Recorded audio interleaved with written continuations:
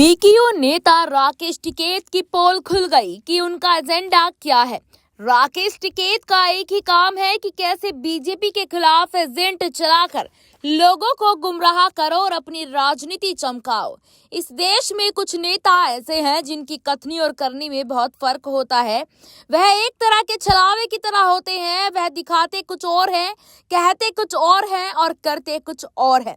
राकेश टिकैत भी ऐसे ही नेता हैं जो अपने आप को किसान नेता कहते हैं, लेकिन वह करते हैं विपक्षी दलों के नाम पर सिर्फ और सिर्फ राजनीति। राकेश टिकैत किसानों के भीतर सिर्फ भ्रम का माहौल बनाने का काम करते हैं। राकेश टिकैत विपक्षी दलों के लिए पीएम मोदी की सरकार के खिलाफ एजेंडा करते दिखाई देते हैं। टिकैत फिर से नया एजेंडा करना शुरू कर दिया है और अपने अंदाज में फिर से किसानों के बीच भ्रम फैलाने का काम करने लगे हैं।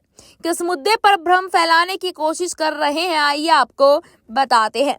बीकेयू के राष्ट्रीय प्रवक्ता राकेश टिकैत की असलियत बाहर आ गई है।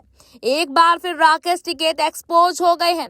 राकेश टिकैत अब कह रहे हैं कि अगर किसान अभी नहीं जागा तो आने वाले 25 सालों में देश की 70% जमीन व्यापारियों के कब्जे में होगी। संगठन को जमीन स्तर पर मजबूत बनाना है तो ट्रैक्टर कमेटी बनाओ, तभी किसान अपने अधिकार की लड़ाई लड़ पाएगा। वहीं राकेश ने 2024 चुनाव से पहले एक बार फिर आंदोलन होने का दावा किया। टिकैत ने कहा कि इस देश में आंदोलन चलते रहेंगे और देश को आंदोलन ही बचाएगा। इस देश में जब आंदोलन चलते रहेंगे तो सरकार खुद सचेत होगी और आंदोलन कमजोर होंगे तो सरकार अपनी पॉलिसी लेकर आएगी। वहीं इस बार राकेश टिकैत हरे रंग के बजाय अपने सिर पर भगवा साफा बांधे हुए नजर आए, लेकिन जब भगवा रंग को लेकर सवाल किया गया तो वह अपने साफे के भगवा रंग की तुलना तिरंगे से करते हुए दिखाई दिए और फिर बाद में सभी को भगवा पहनने की नसीहत भी दी।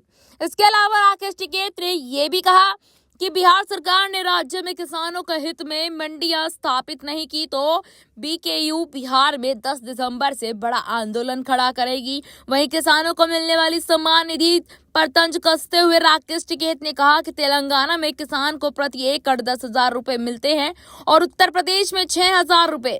किसानों को मिलने वाली सम्मान निधि कम है, लेकिन सरकार इसका प्रचार बहुत करती है। राकेश टिकैत को समझने की जरूरत है कि अगर वह इसी तरह का झूठ फैलाते रहे तो किसान भी उन्हें झलके में लेना शुरू कर देंगे। राकेश टिकैत को समझना होगा कि इस देश के भीतर वह अपने निजी फायदे के लिए किसानों की छवि को खराब ना करें। बिल्कुल भी मोदी सरकार किसानों की भलाई के लिए जितना काम कर रही है शायद ही पहले कभी हुआ होगा। Bureau report OMH news. धन्यवाद। और भी वीडियोस देखने के लिए चैनल को सब्सक्राइब करें और बेल आइकन को दबाएं।